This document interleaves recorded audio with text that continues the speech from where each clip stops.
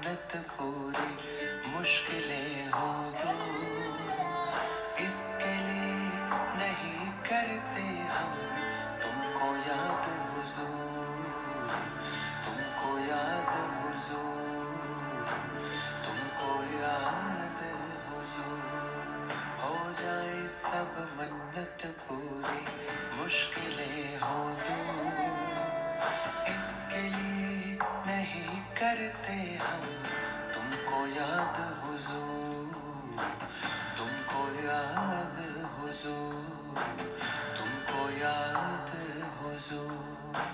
हो जाए सब मन्नत पूरी।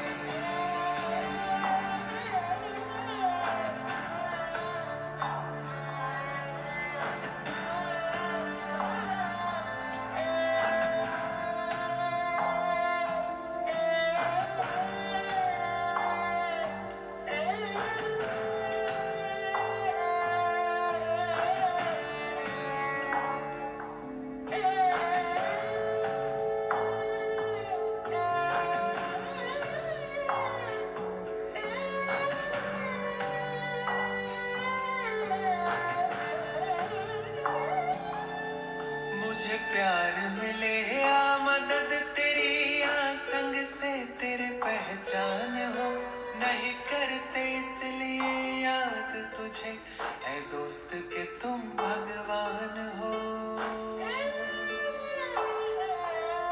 मुझे प्यार मिले या मदद तेरी या संग से तेरे पहचान हो, नहीं करते इसलिए याद तुम्हें ऐ दोस्त के तुम भगवान हो। ऐ खुदा दोस्त तू अमल करे, ऐ खुदा दोस्त तू अमल करे, मेरा हर दस्तूर, इसके लिए नहीं करते हम तुमको याद हुजूर, तुमको याद हुजूर, तुमको याद हुजूर।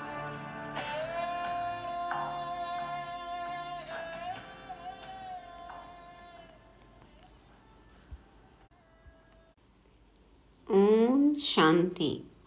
श्रीमत पर चल।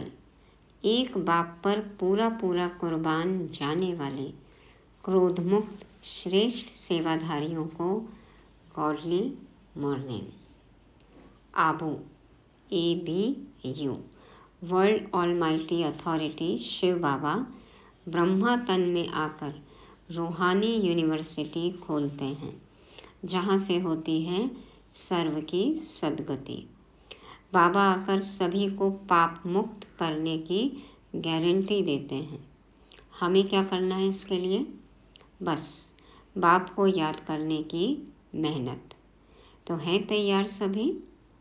कर्म क्षेत्र पर तैनात सभी मीठे बच्चों को, राजयोगियों को नंबर 1 होशियार बनना है। भक्त आत्माएं मोक्ष पाना चाहती हैं। क्या है मोक्ष? ये समझेंगे आज। कलयुग में हमारे इतने सारे देह के संबंधी हैं, उनके बीच रहते हुए रूहानी पढ़ाई पढ़कर कैसे नष्टो मोहा बनना है, कैसे माननीय आत्मा बनना है, जानने के लिए सुनते हैं 27 सितंबर 2024 की शिव वाणी। मीठे बच्चे, याद की मेहनत तुम सबको करनी है। तुम अपने को आत्मा समझ मुझ बाप को याद करो तो मैं तुम्हें सब पापों से मुक्त कर दूंगा। बाबा आते हैं, हमें भक्ति की हर प्रकार की मेहनत से छुड़ा देते हैं, लेकिन बाबा कहते हैं इस संगम युग पर खुद को आत्मा समझ के मुझ परमात्मा बाप को यथार्थ रूप से याद करो तो मैं तुम्हें हर प्रकार के पापों से मुक्त कर दूंगा। तो ये मेहनत तो याद करने की सबको करनी ही है, तभी हम हो पाएंगे पापों से मुक्त। प्रश्न, सर्व की सद्गति का स्थान कौन सा है जिसके महत्व का सारी दुनिया को पता चलेगा? दुनिया भटक रही है, भक्त आत्माएं भटक रहे हैं तीर्थ स्थानों पर। बाबा कहते हैं कि सर्व की सद्गति का स्थान कौन सा है, ये आप सबको पता पड़ना ही है। तो कौन सा स्थान, इसका महत्व दुनिया को कैसे पता चलेगा? उत्तर में बाबा कहते, आबू भूमि है सबकी सद्गति का स्थान। तुम ब्रह्मा कुमारी इसके सामने ब्रैकेट में लिख सकते हो, यह सर्वोत्तम तीर्थ स्थान है, सभी तीर्थों में सबसे उत्तम। सारी दुनिया की सद्गति यहाँ से होनी है। सर्व का सद्गति दाता बाप और आदम माना ब्रह्मा यहाँ पर बैठकर सबकी सद्गति करते हैं। आदम अर्थात आदमी, वह देवता नहीं है, उसे भगवान भी नहीं कह सकते। अभी तो पुरुषार्थी है ना, कलयुगी मनुष्य भी नहीं है, देवता भी नहीं है, अभी पुरुषार्थी हैं। ब्रह्मा तन बाबा ने ये रथ लोन लिया है और शिव बाबा उसमें बैठ देखो सर्व की सद्गति करते हैं। ब्रह्मा में भगवान आते हैं, तो ब्रह्मा भगवान भी नहीं है और अभी तो साधारण मनुष्य भी नहीं है, क्योंकि पुरुषार्थी है ना, और अभी देवता बने नहीं हैं, बन रहे हैं। आसुरी मनुष्य भी नहीं है, दैवी गुणों वाले मनुष्य बन रहे हैं, तो अभी पुरुषार्थी ब्रह्मा है, जिसमें निराकार शिव बाबा आकर सर्व की सद्गति करते हैं आबू में। ये बात सबको समझानी है, बतानी है कि आबू सर्वोत्तम तीर्थ स्थान है। ओम शांति, डबल ओम शांति, क्योंकि एक है बाप की, दूसरी है दादा की, दोनों की आत्मा है ना। वह है परम आत्मा, यह है आत्मा। वह भी लक्ष्य बतलाते हैं कि हम परम धाम के रहवासी हैं। दोनों ऐसे कहते हैं, बाप भी कहते हैं ओम शांति, यह भी कहते हैं ओम शांति, बच्चे भी कहते हैं ओम शांति, अर्थात हम आत्मा शांति धाम की निवासी हैं। तो ओम शांति तो सभी कह सकते हैं, क्योंकि शांति धाम में रहते हैं।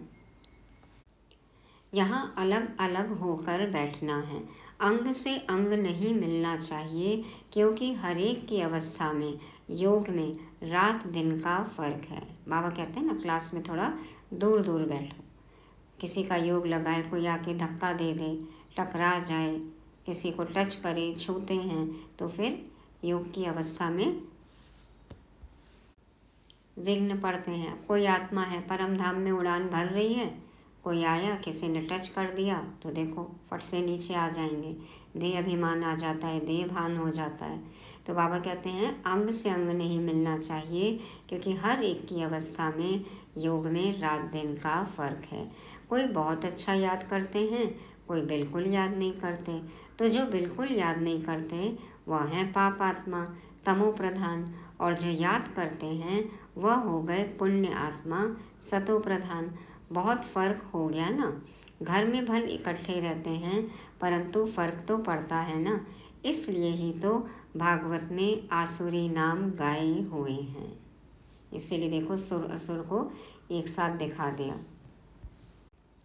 इस समय की ही बात है, बाप बैठ बच्चों को समझाते हैं।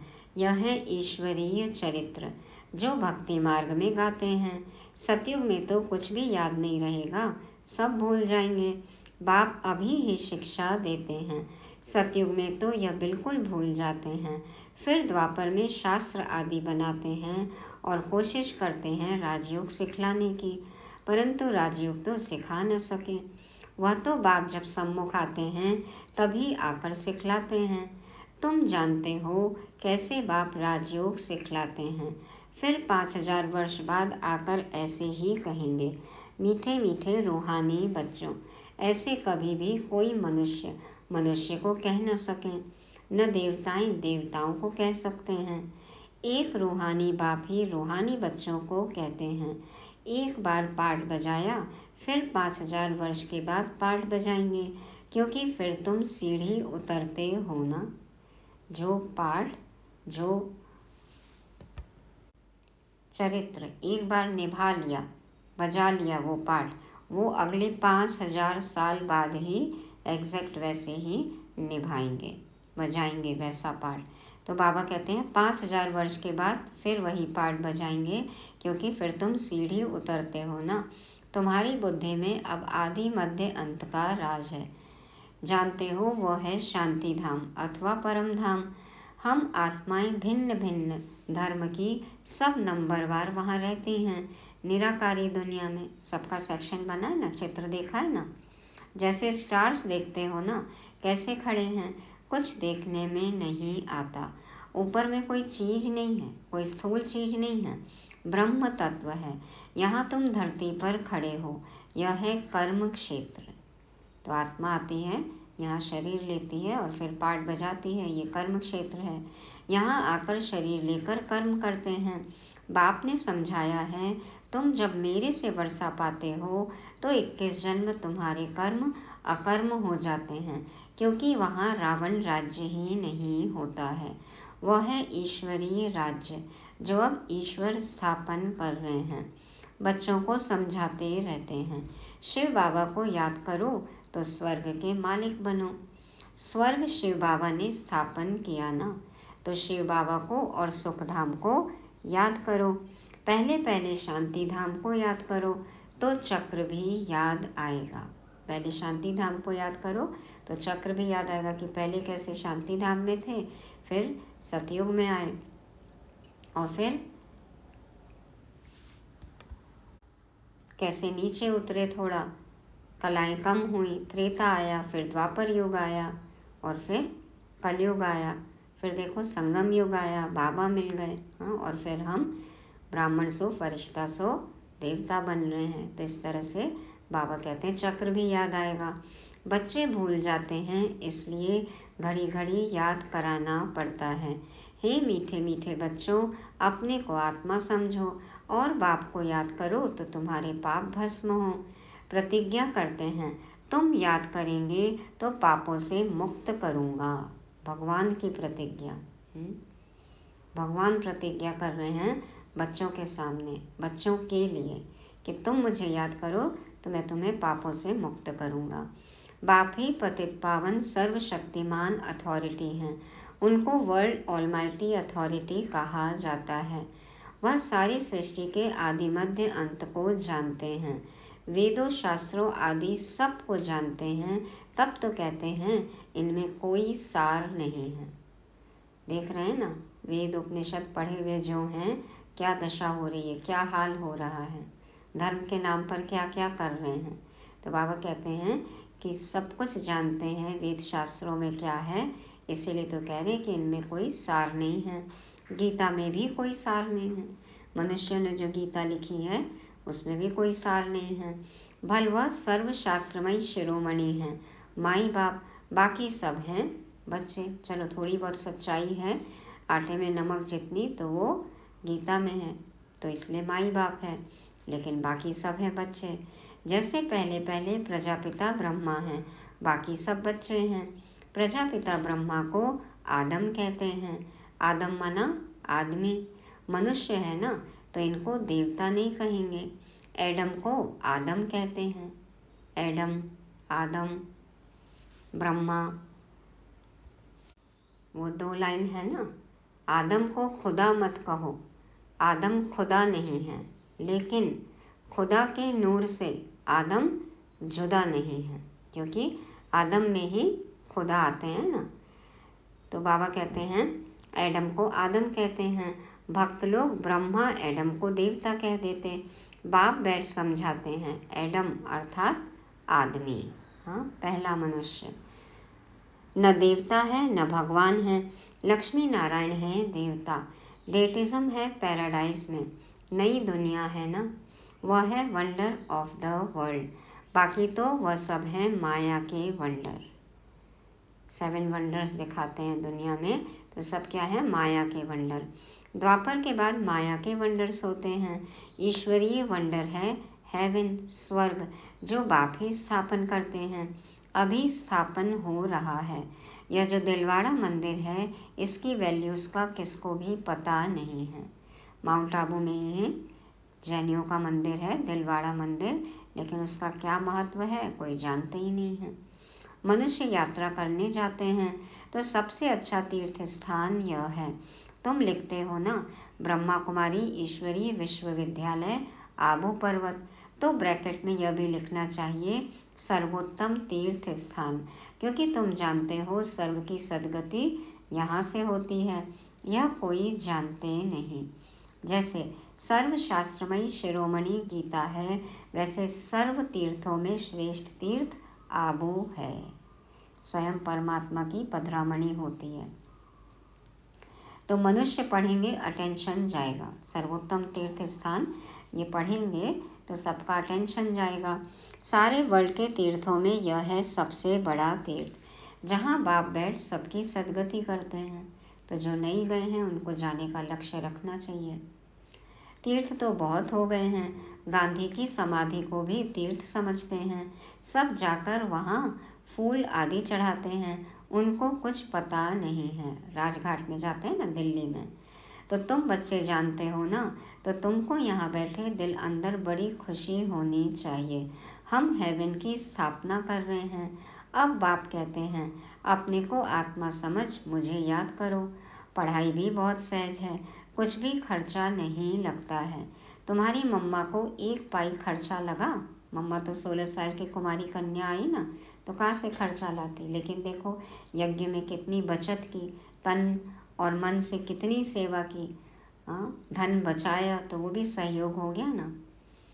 तो बिगर कौड़ी खर्चा पड़कर कितनी होशियार नंबर 1 बन गई।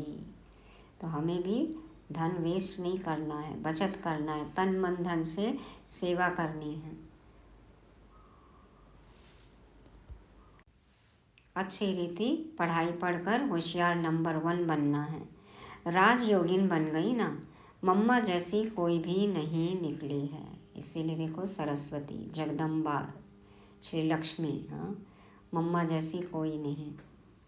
देखो आत्माओं को ही बाप बैठ पढ़ाते हैं, आत्माओं को ही राज्य मिलता है, आत्मा ने ही राज्य गंवाया है। इतनी छोटी सी आत्मा कितना काम करती है। बुरे ते बुरा काम है, क्या है सबसे बुरा काम? विकार में जाना, विकारी ख्यालात आना, ये भी बुरा है, अलाउड नहीं है। तो आत्मा 84 जन्मों का पाठ बजाती है। छोटी सी आत्मा में कितनी ताकत है, सारे विश्व पर राज्य करती है। इन देवताओं की आत्मा में कितनी ताकत है। हर एक धर्म में अपनी अपनी ताकत होती है ना, सभी धर्मों में अपनी अपनी ताकत है। तभी देखो कितने कट्टर हैं सब अपने अपने धर्मों के प्रति। क्रिश्चियन धर्म में कितनी ताकत है।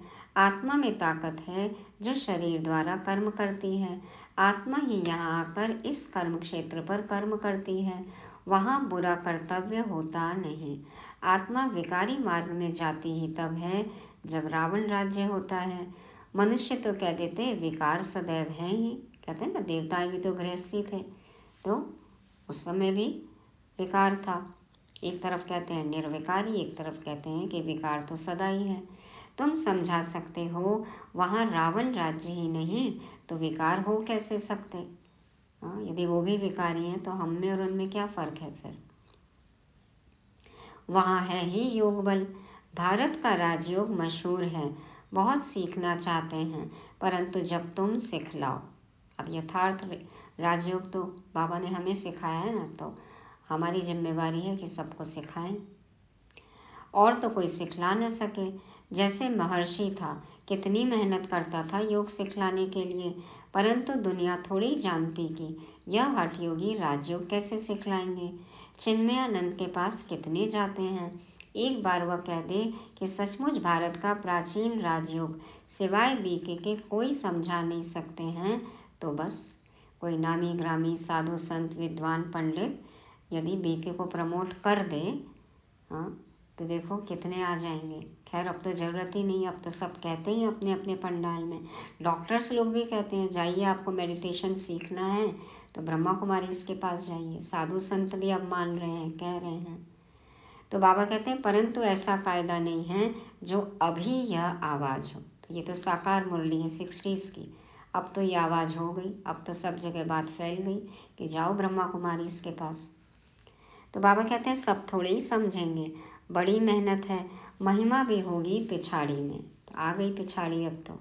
कहते हैं ना, अहो प्रभु, अहो शिव बाबा आपकी लीला, अभी तुम समझते हो तुम्हारे सिवाय बाप को सुप्रीम बाप, सुप्रीम टीचर, सुप्रीम सतगुरु और कोई समझते नहीं।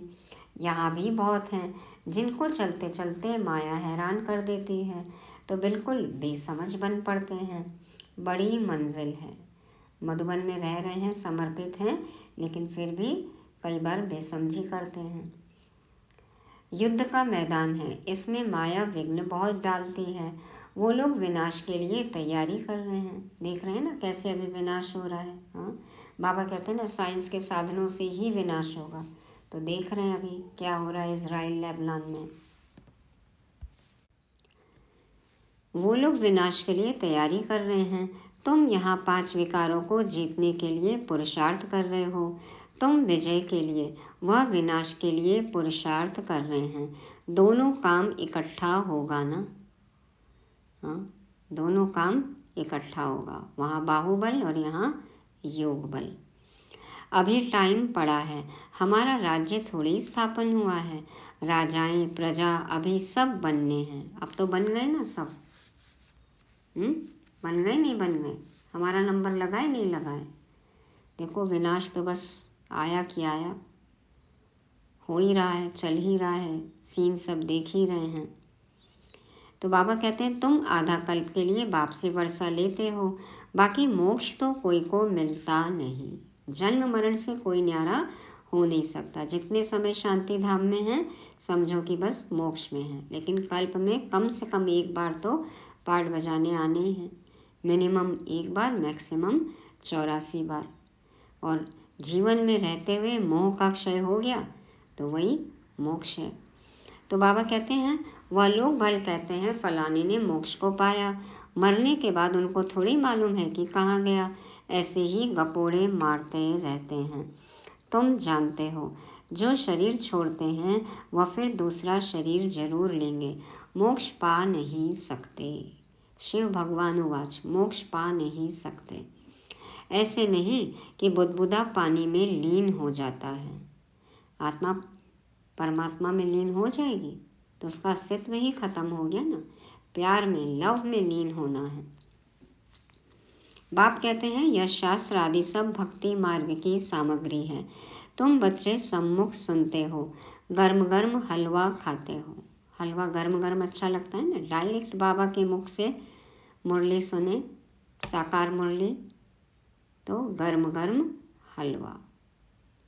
सबसे जास्ती गर्म हलवा कौन खाते हैं? हाँ, सबसे ज़्यादा गर्म हलवा कौन खाते हैं? जवाब दिया किसी ने, ब्रह्मा। क्योंकि बाबा बोलते हैं सबसे पहले ब्रह्मा बाबा सुनते हैं। तो यह तो बिल्कुल उनके बाजू में बैठे हैं, झट सुनते हैं और धारण करते हैं, फिर यही ऊंच पद पाते हैं। सूक्ष्म वतन में, वैकुंठ में इनका ही साक्षात्कार करते हैं। यहाँ भी उनको ही देखते हैं इन आँखों से। बाप पढ़ाते तो सबको हैं। साकार में तो तन तो ब्रह्मा बाबा का ही दिख रहा है ना। और देखो अव्यक्त ब्रह्मा का भी, संपूर्ण ब्रह्मा का भी साक्षात्कार होने लग गया था सूक्ष्म वतन में। तो बाबा कहते हैं यहाँ भी उनको ही देखते हैं इन आँखों से। बाप पढ़ाते तो सबको हैं, बाकी है याद की मेहनत। याद में रहना जैसे तुमको डिफिकल्ट लगता है वैसे इनको भी। ब्रह्मा बाबा कभी कभी शेयर करते हैं ना कि भल मेरे तन में शिव बाबा आते हैं, लेकिन कभी कभी मैं भी भूल जाता हूँ, मुझे भी याद की मेहनत करनी पड़ती है। तो बाबा कहते हैं इसमें कोई कृपा की बात नहीं।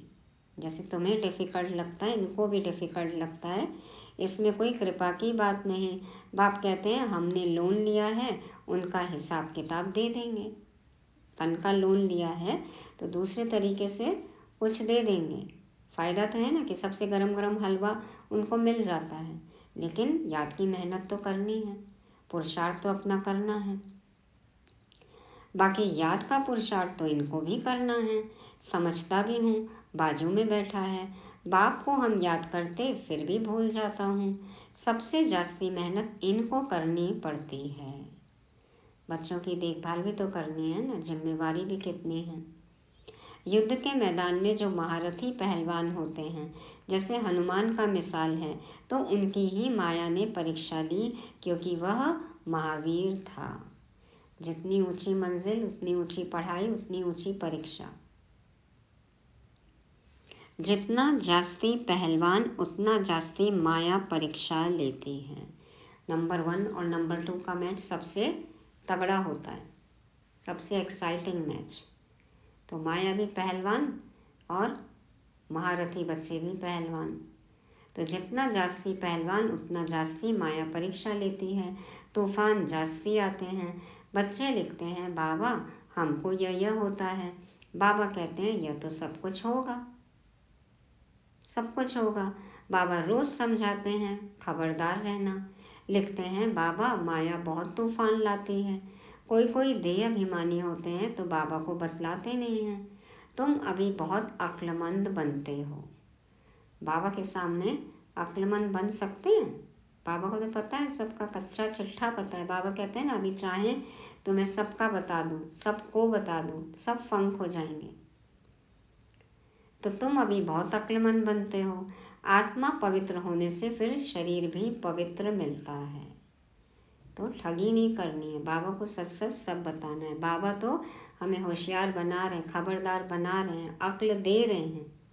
हाँ, तो अक्लमंद बनना है, पढ़ाई पढ़नी है। आत्मा पवित्र होने से फिर शरीर भी पवित्र मिलता है। देखो कलयुग में कैसे बेअक्ल थे और बाबा आकर हमें अक्लमंद बनाते हैं। आत्मा कितना चमत्कारी हो जाती है। पहले तो गरीब ही उठाते हैं। बाप भी गरीब निवास गाया हुआ है, बाकी तो वो लोग देरी से आएंगे।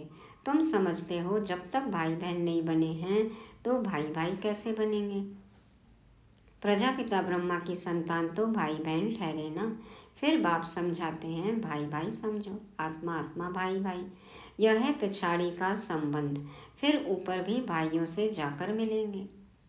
लास्ट का संबंध, ब्रह्मा मुखवंशावली ब्राह्मण है, ब्रह्मा की औलाद, तो भाई बहन हो गए। और पिछाड़ी में जाकर सबसे मिलेंगे, शांति धाम में सबसे मिलेंगे, तो आत्मा आत्मा भाई भाई। फिर सतयुग में नया संबंध शुरू होगा। वहां पर साला चाचा मामा आदि बहुत संबंध नहीं होते। एक भाई एक बहन होगा ना, बाबा कहते हैं ना, एक बच्चा एक बच्ची। तो फिर देखो मामा बुआ, बस यही संबंध होंगे। साला चाचा मामा ये सब संबंध नहीं होंगे। संबंध बहुत हल्का होता है, फिर बढ़ता जाता है।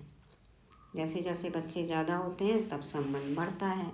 अब तो बाप कहते हैं, भाई बहन भी नहीं, भाई भाई समझना है, नाम रूप से भी निकल जाना है।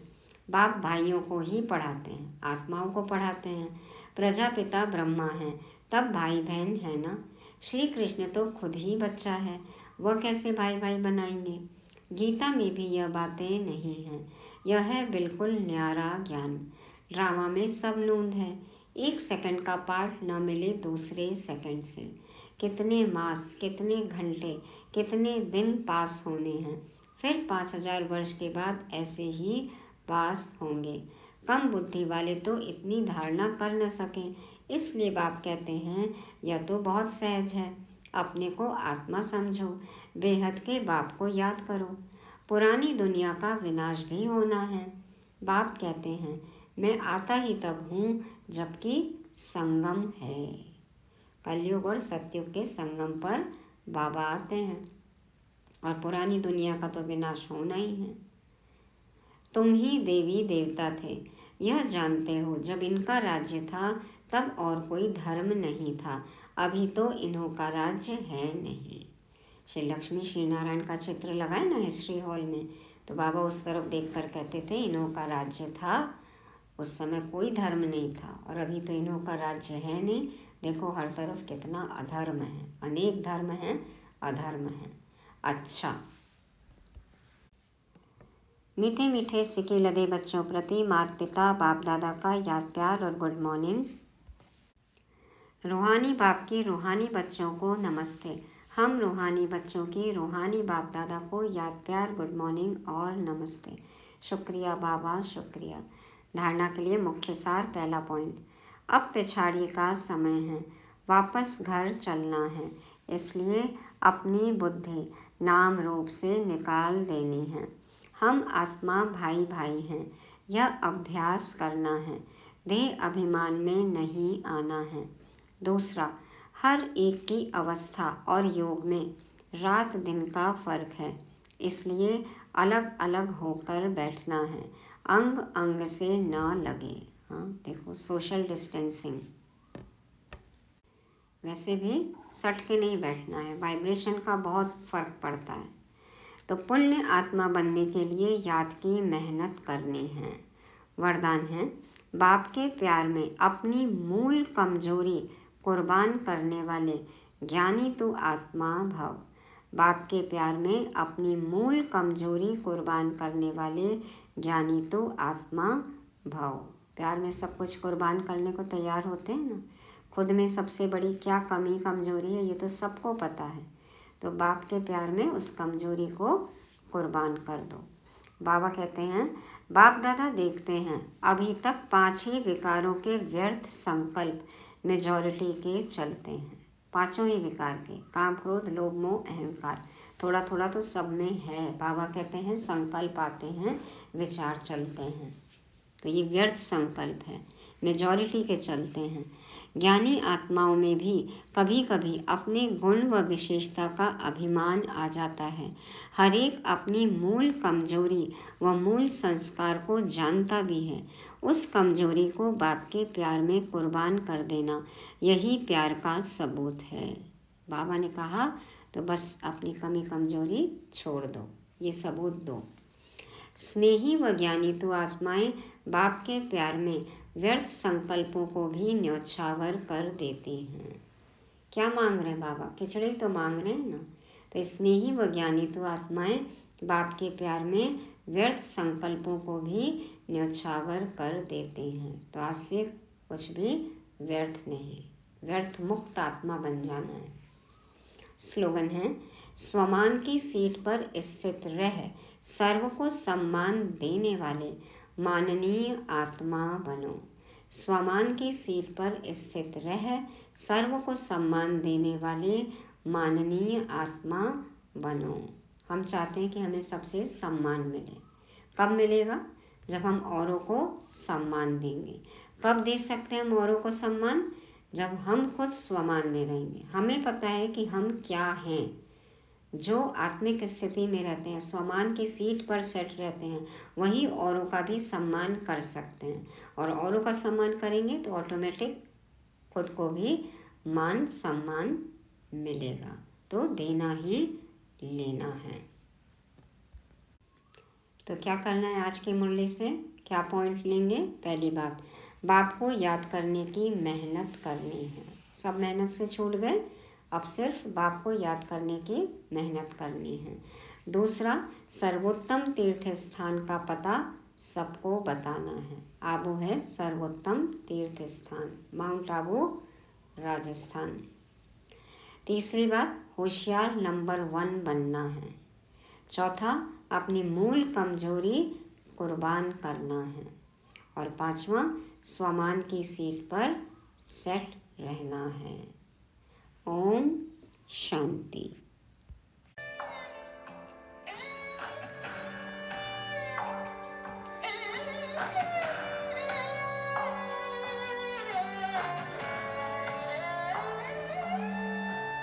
तेरा मेरा रिश्ता है दोस्त मेरे शुरुआत से, फिर मतलब की रही बात कहाँ, तू पूछ मेरे जज्बात से।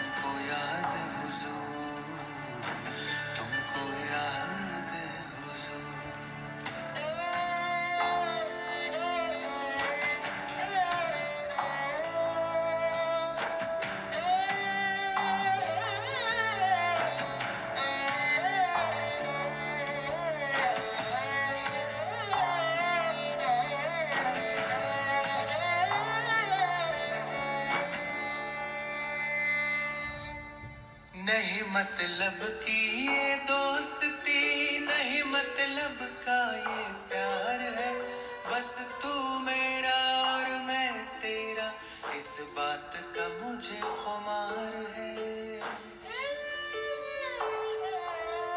नहीं मतलब की ये दोस्ती, नहीं मतलब का ये प्यार है, बस तू मेरा और मैं तेरा, इस बात का मुझे खुमार है। एक मैं तुझसे और तू मुझसे, एक मैं तुझसे और तू मुझसे, रह सकते ना दूर।